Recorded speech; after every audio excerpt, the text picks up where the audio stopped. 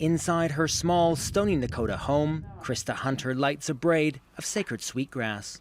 Krista's husband is battling cancer, and she hopes that traditional cleansing, combined with meticulous cleaning, will keep him safe from coronavirus.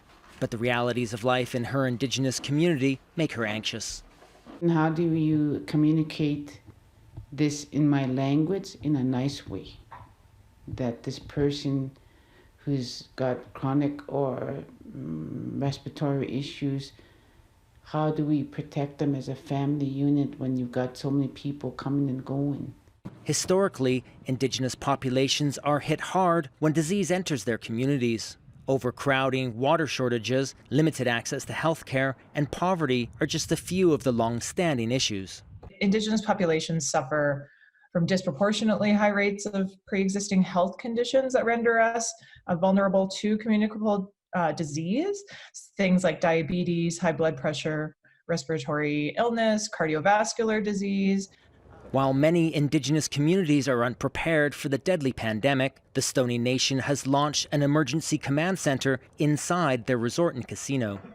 A COVID-19 hotline provides information in English and the Stoney language.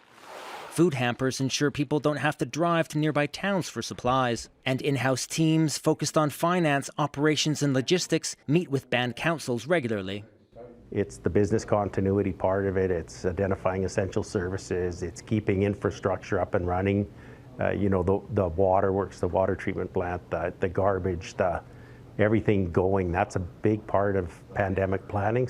With 10 to 15 people living in one house, local classrooms have been converted into a 150-bed center for those needing isolation. But as the number of Indigenous communities reporting cases of COVID-19 grows, leaders are taking more drastic measures. Many First Nations across Canada have already blocked access to their reserves, and many more are debating how to control who comes onto their land. It's one way these communities are looking at to try to prevent the spread of the coronavirus. The Canadian government has promised more than $220 million to help Indigenous communities during the COVID crisis. Leaders here say they hope that no community will be left behind.